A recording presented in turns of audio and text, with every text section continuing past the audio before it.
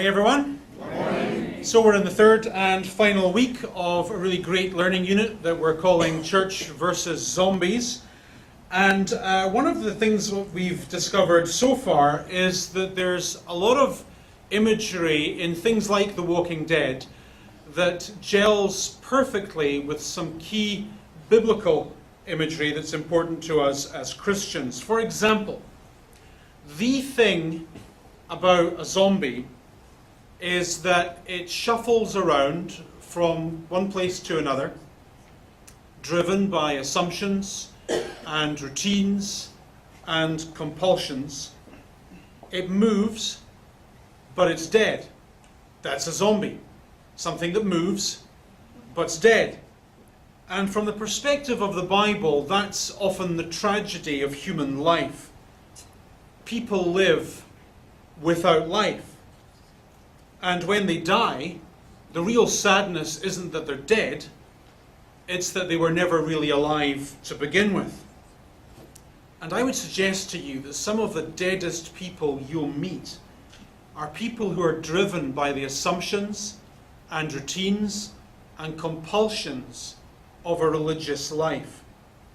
It's fascinating to me how often the story of The Walking Dead ends up in church.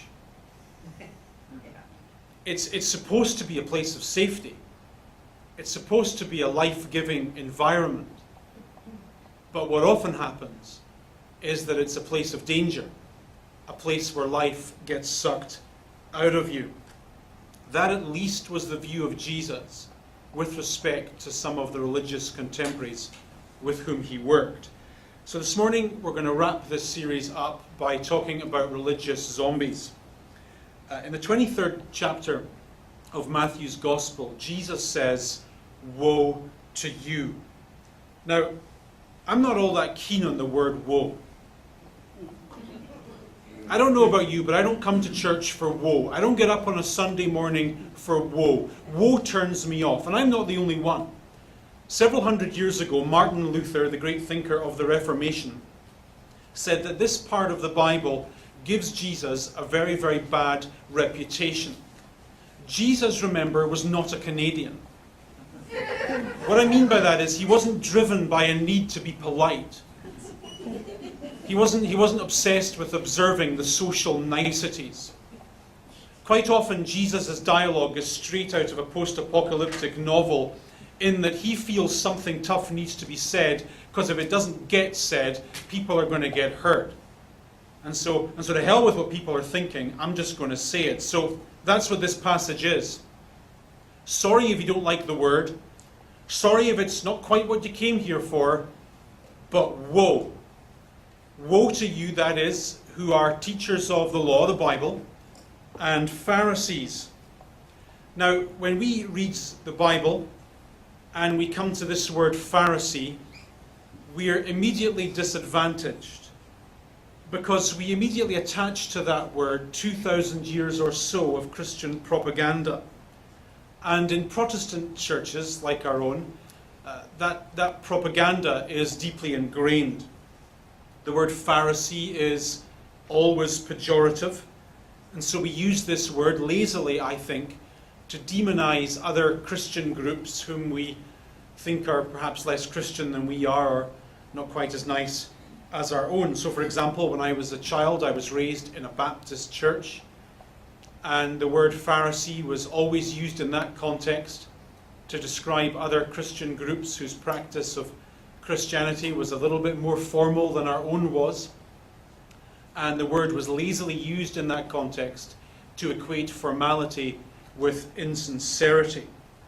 And of course, when you use lazy words without thinking about them to demonize other groups or to make yourself feel better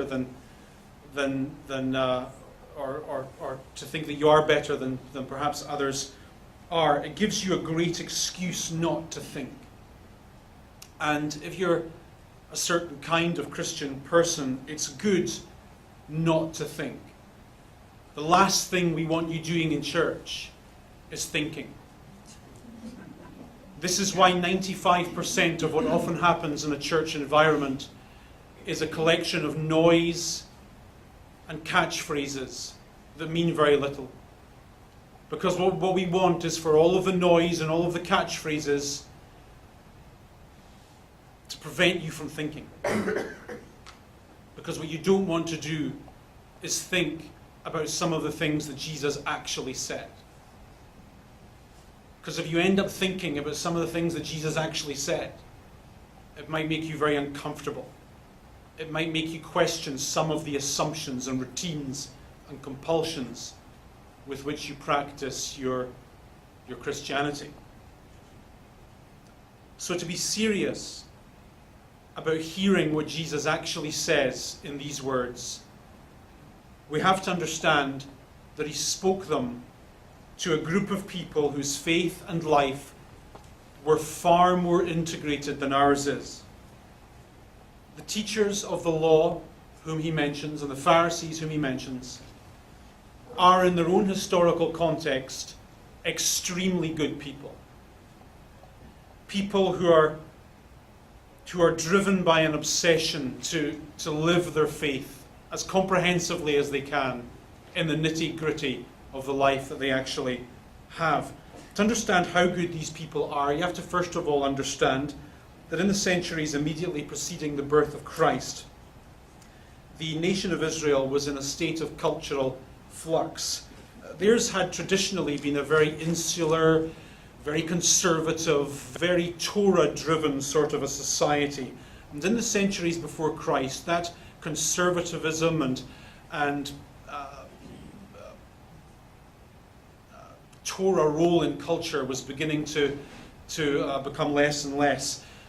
It was primarily the fault of Alexander the Great. In the 4th century before Christ, Alexander, as you know, conquered most of the known world. And as you perhaps know, his motivation in doing this wasn't primarily political, but ideological. Alexander was driven by the notion that Greek culture was the best culture in the world. And so he didn't want to have an empire for an empire's sake. He wanted to bring what he considered to be the enlightened culture of Greece to the barbarian cultures of the rest of the world. And following his premature death in 323 BC, his generals succeeded in making this dream a reality. And so what happens is in the 3rd and in the 2nd and in the 1st centuries before the birth of Jesus, the known world is essentially becoming Greek. The culture of ancient Greece is being imposed on all the other cultures that Alexander conquered. And for the most part, that wasn't a problem. For the most part, it was considered to be an improvement, except in Israel. In the conservative and insular, Torah-driven culture of Israel, this was becoming problematic. For example, conservative Jews did not particularly appreciate public nakedness. They still don't. And yet all over Israel, Greek gymnasiums are popping up. And in these gymnasiums, people worked out in the nude. In Greek culture, the human body was thought to be the highest form of beauty. And so why would you cover it up during a workout? That would be a silly thing to do, they thought. And this nakedness in the gym was... You certainly wouldn't want to do that in the gym I'd go to. Especially if I'm there. Might make you lose your lunch. In Athens, this gym-based nakedness was normal. In Jerusalem, it was controversial. Conservative Jews did not particularly appreciate adult-orientated entertainment. And yet all over Israel, Greek theatres, which often build highly erotic dramas, became very popular. They were the hot ticket items. Conservative Jews very much appreciated the learning of the Torah, the writings of Moses, and yet all over Israel, young men preferred to read the writings of Homer and Euripides and Plato. And so during this period where Israel is becoming less Jewish and more Greek, the Pharisee movement is born. And it's born as a reaction to all of this. Its raison d'etre is to preserve the conservative Bible-based Jewish culture and Jewish beliefs and Jewish practices in the face of the ubiquitous Greek naughty culture. And in that regard, Pharisees were aptly named. The word literally means something like the people who separate themselves. This is what they're all about. They're all about separating themselves from the nakedness of the Greek gymnasiums and the eroticism of the Greek dramas and the silly ideas of Greek writing. Being a Pharisee was all about looking at the world in which you lived and saying, that's wrong, that's naughty, that's immoral, I don't approve of that. So what I'll do is I'll separate myself from all of those things that I think I'm better than. And if I successfully separate myself from all of those things, that will mean God likes me and I'm living a proper sort of a religious life. And so all over Israel, these people, these good people, set up Bible schools and Bible studies. And in those schools, they taught people what the Torah said and how the Torah should be properly applied to everyday life. And there's nothing wrong with any of this. All they wanted to do was get up in the morning and help people live good lives. And so in their Bible study groups and in their Bible schools, they developed a whole bunch of rules that helped people learn exactly how they were meant to live. And to give you an idea of this, I'm going to read you now from the introduction, and I emphasize the word introduction, to an ultra-Orthodox Jewish group's guidelines for the Sabbath. Now, please don't think I'm being anti-Semitic here. I'm not. The people who wrote what I'm about to read are the intellectual successors of the Pharisees. And I'm not reading you this to make fun of them. I'm reading you this so that you get an idea of how genuine they are, of how sincerely they believe what they believe. So on the subject of the Sabbath, only the Sabbath, there's other rules for other things.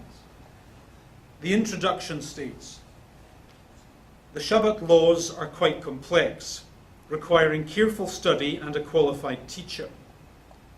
At first, it's often overwhelming and seems like an impossible number of restrictions. But spending Shabbat with others who are Shabbat observant will show you that eventually you too will become comfortable with all the laws.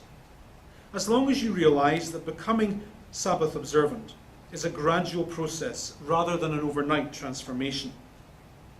You will also recognize that the wealth of details provides for a lifetime of scholarship. Even those who have been keeping Shabbat for years find that there's always more to learn on this subject. In other words, you see what that's saying so far? These rules are so complex, so intricate, that it will take an intelligent person a lifetime of study to get their head around them. They go on. Following is a brief summary of some of the Shabbat laws you're most likely to encounter. We start with the basic activities from which one is to refrain. Then there's a list.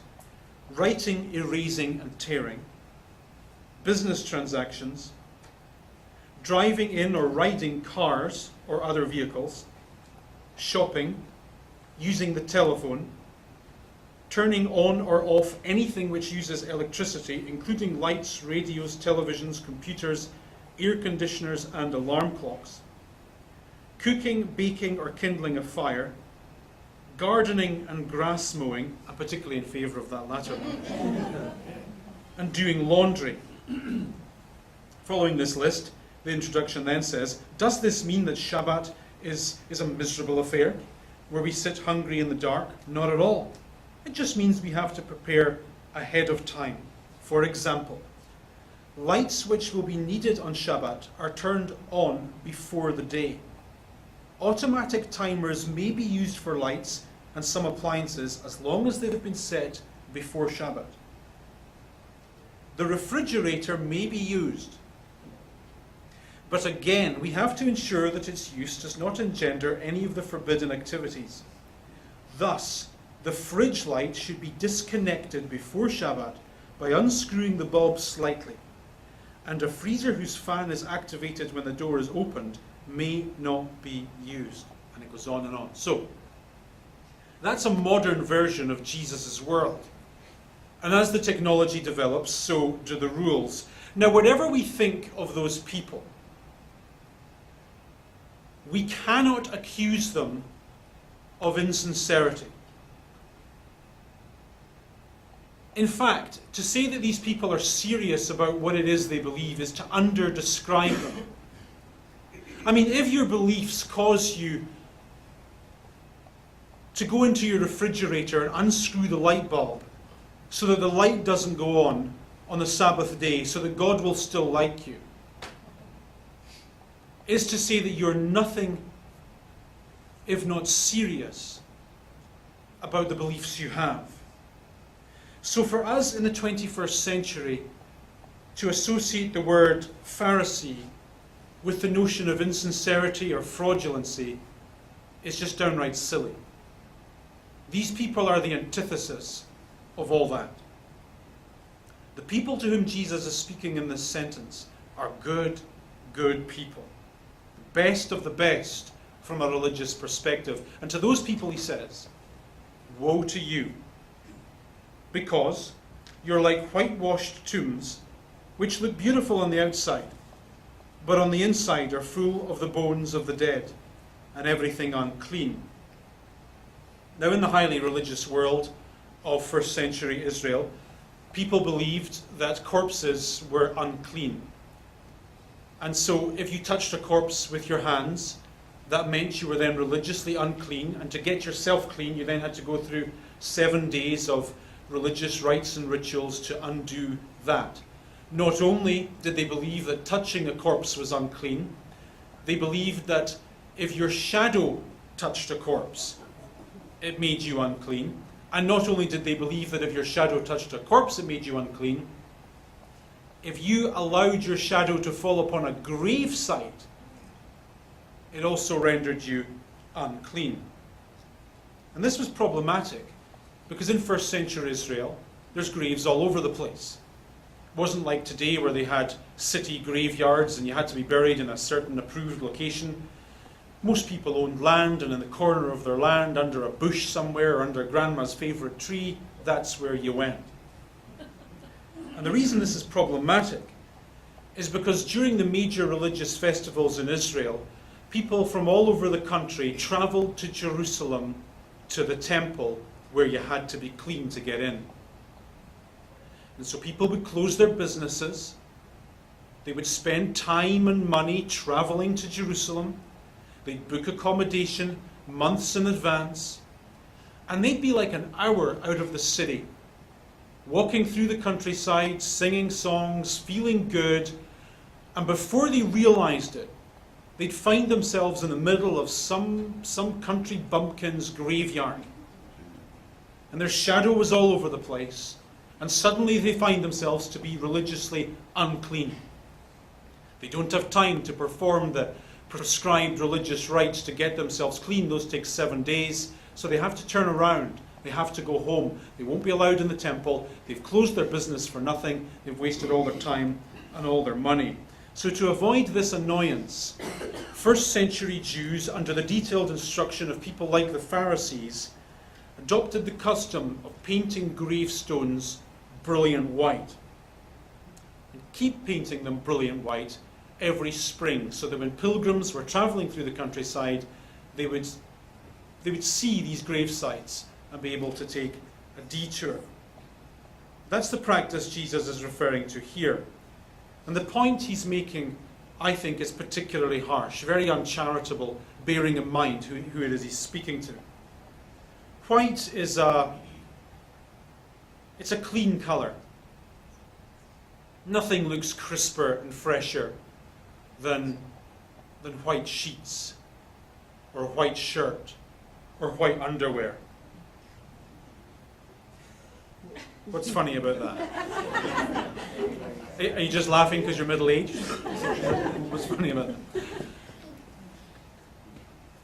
Jesus says, the crisp, fresh impression...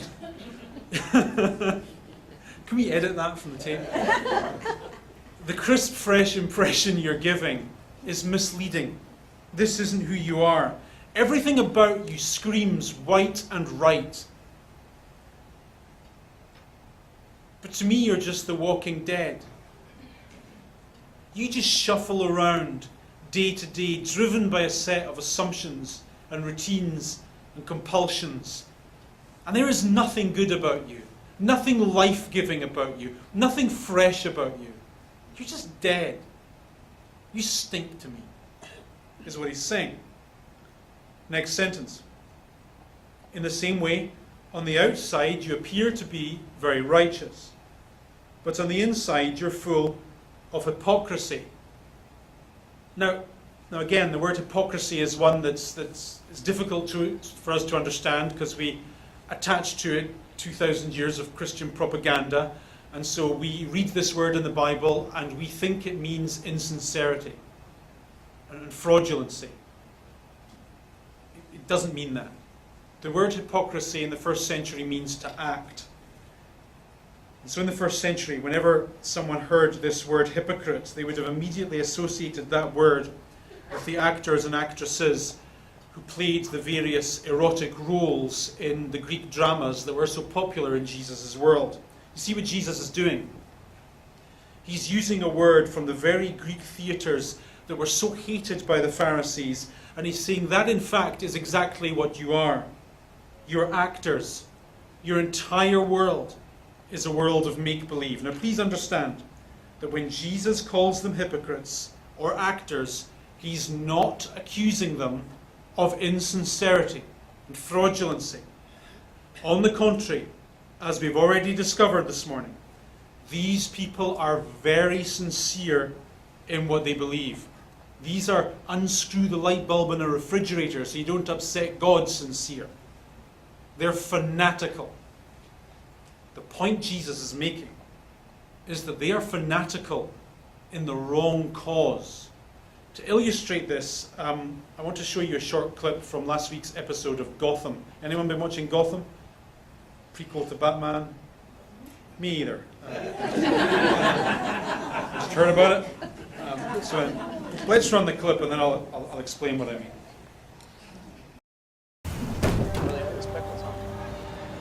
Got pickle power, baby.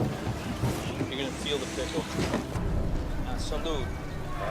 All right, now you want to look good in a swimsuit like me come summertime, you're gonna want a lot of this and a lot of this, huh? All right. Good. You! Hey!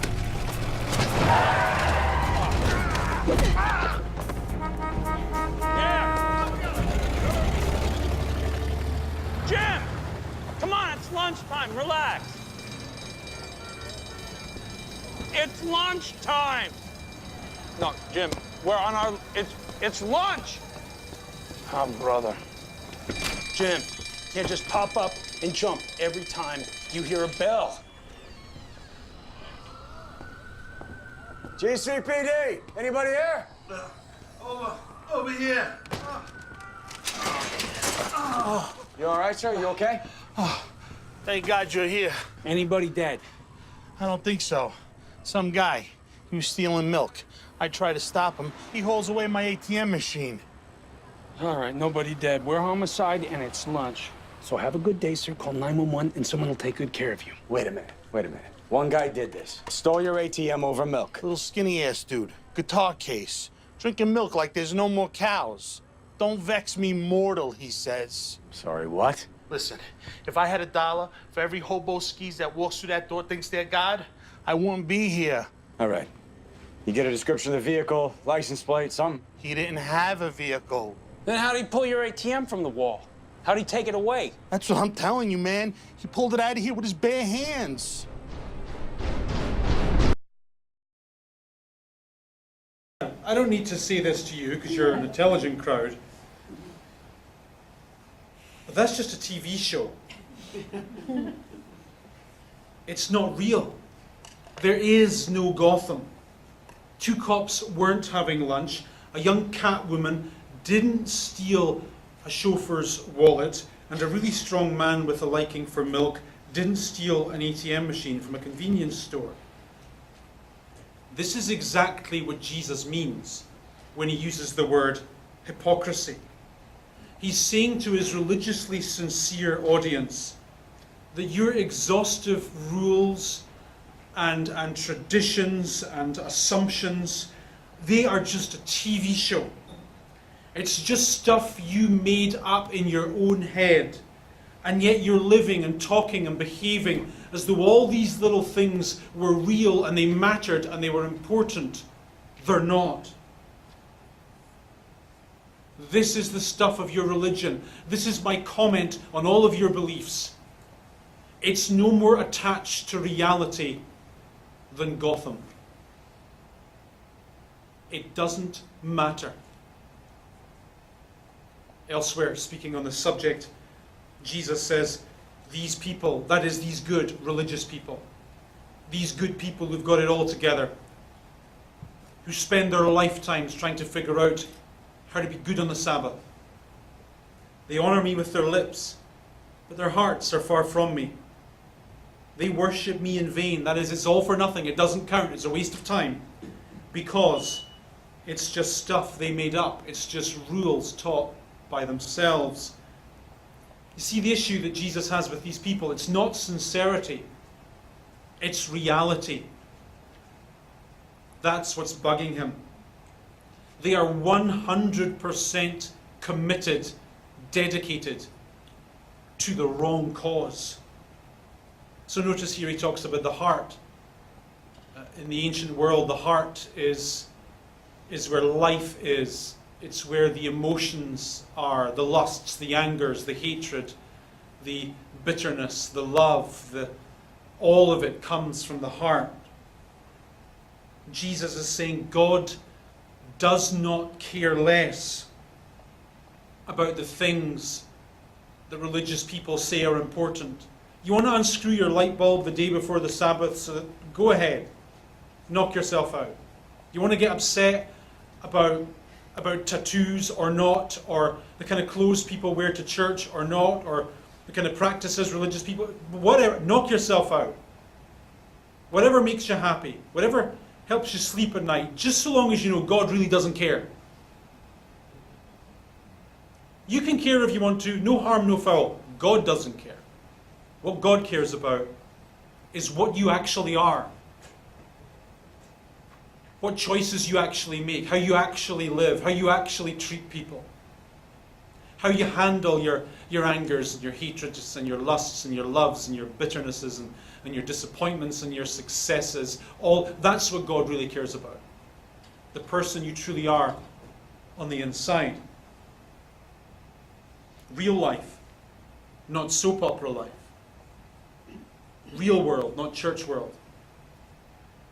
And notice he says that when you're obsessed with hypocrisy, when you get taken up, that is, with the soap opera of religion, with all this stuff that doesn't matter, it can inevitably lead to wickedness. It sounds really cynical. But the holier you seem, the more suspicious the Bible is of you. In our generation, I think we know enough to know that religion is a great hiding place for evil. We know very well that some of the nastiest environments in our society can be of a believing nature. And this is what Jesus is driving at here. The whiter the whitewash, the more evil the darkness. And one of the reasons why we have and try to keep having a church for unchurchy people is because of this underlying assumption we have that church, in many respects, can be a very bad, life-stealing environment. Church is a great way to cover over the real issues in a person's life. I mean, you can go to church and you can read your Bible and you can say your prayers and you can con yourself into thinking that because you go to church and read your Bible and say your prayers, that you don't have to deal with the fact that in some areas you are actually a disgusting human being with enormous issues that need to be dealt with, but don't have to be dealt with because you go to church and read your Bible and say your prayers and unscrew your light bulbs or whatever it is you think is important. And that's the exact offense of this religious text written to religious people. Spend less time on the whitewash and spend more time dealing with what's actually going on in your life.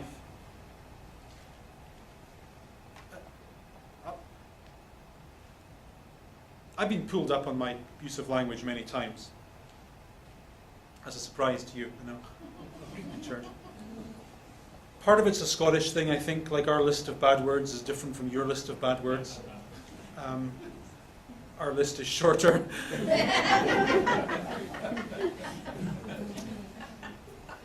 About a month after I'd come to Canada, I'd preached. I was excellent. And, right. And so this person came up to me and said, "Pastor, can I have a word with you?" "Yes, of course." "I would appreciate it if you didn't say that word in church." I said, "Well, what word?" And she couldn't bring herself to say it, so she said, "The S word." No, I know I know a lot of bad S words. I was trying to rack my... What bad S word did I just say? And she said, I just don't like the word, and she bowed her head as though she was about to say something really bad. "Shut up." I just don't like the word "shut up." I don't think you should say bad words in church.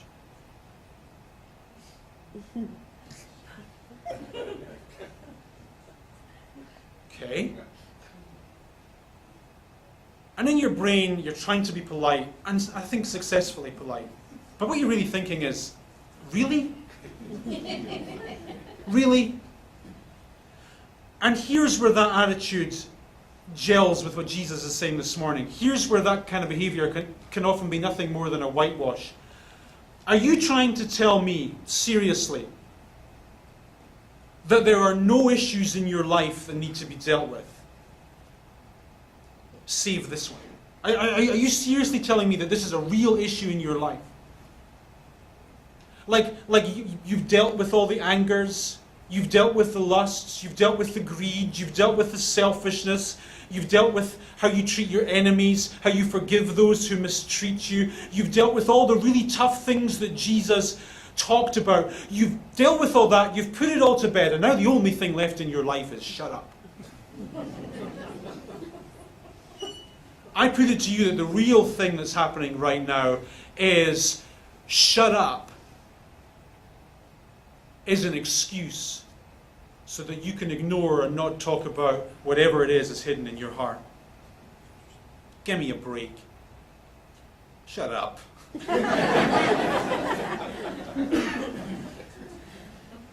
And we do this, don't we? We all do it. It's not just church lady. We have all this stuff, all these issues that we should deal with, and we ignore them. Sometimes we successfully ignore them by being religious. Sometimes we use other tricks. For example, you can go to the gym 5 days a week and watch what you eat. You're really good at dealing with that issue in your life. It's not going to change the fact that there's other issues that you need to deal with. You can be really good at budgeting your money. Really good at paying your bills and saving and salting money away for the future. Doesn't change the fact you need to deal with the issue of you being an idiot to important people in your life. This is what Jesus means by whitewash. You paper over the real issues in your life by dealing with issues that are either less important or in a religious context not important at all. One of the values of our church is that we want to encourage ourselves to be all that we can be. I think it's always true that we settle for less than we're able, and we live a life that's less than we could be. So this week, a proper response to this text would be to look beyond the whitewash. Okay, so there's some stuff you do successfully. Let's look beyond that. Let's put that aside for now. What dead stuff is there that you need to get rid of? What issues that you've been ignoring do you need to stop ignoring and begin dealing with? In what ways have you been a bit like a zombie?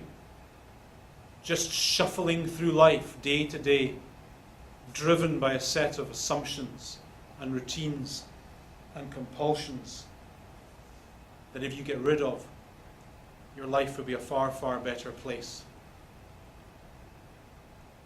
This is what we want. It takes bravery to go and get it. Time for one or two quick questions. Don't argue. No. Okay, so I think a lot of these things are cultural, and that's fine. And these things change from generation to generation. So, you coming from a slightly older generation than me, but nonetheless different generation and different culture, approach these things differently. Similarly, I see some of the way young people are today, and I'm like, whoa, how can they? This is wrong. These things always change and they're always in flux. But the core issues of Jesus, there's stuff in the heart. There's stuff on the inside of us that just needs to be dealt with and needs to be watched.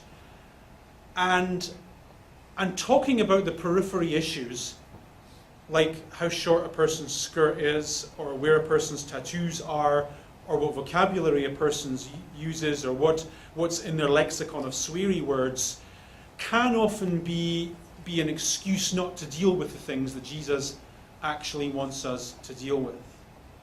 Right? That's always got to be the core issue in our religious lives. What am I actually like? How am I actually living? Because the truth is, I can have a really crisp suit and a sharp tie and a 1950s FBI style haircut and a big Bible and come to church and be, from the perspective of my Maker, a disgusting human being. Particularly disgusting because I allow my religion to cover over my evil. Or I can come to church in a short skirt and tattoos and have the kind of heart that God likes. A heart for the poor. A heart that abhors sin, and so on and so forth. Do you understand? Okay. So, good question, and it's a question that's live, I think, today. In the Torah, in the Jewish Bible, there are 613 laws. So that they're actually in the Bible. Now, obviously, the Bible doesn't say anything about the light in your refrigerator. This is a classic example of what happens. So, in Jesus' day, people take the 613 laws, one of which is remember the Sabbath day to keep it holy. But then they say, well, what does that actually mean? How can we help people understand this? And so they add to the laws of the Bible various rules and traditions, and this still goes on in church today. Some churches you go to have rules about the length of your hair, or the style of your clothing, or whatever. And it's all just an attempt to help people live a Bible-friendly kind of life. Now, I think it's well motivated. But I think it's sincere. But what eventually ends up happening is that you can't see the wood for the trees. And so there's no distinction made between what is the individual culture of this religious denomination, for example, and what the Bible actually says. And I think it's always good to be able to distinguish between the two. And this is why the words of Jesus are often so uncomfortable in the church of Jesus. Because the words of Jesus are very unfiltered, very, very raw, very offensive, and they make us, in our comfortable Christianity, feel very uncomfortable. Good question. Okay, out of time. Next Sunday we're starting a new learning unit called Christianity 101. So what we're going to be doing then is going through some of the basics of the Christian faith. It's going to be fun. promise you, very informative and a great, great thing to be bringing friends and family to. I promise I'll be on top of my game, and I won't tell anyone to shut up, so you can bring religious people if you want to, and it'll be fantastic. Thanks for coming. God bless you. See you next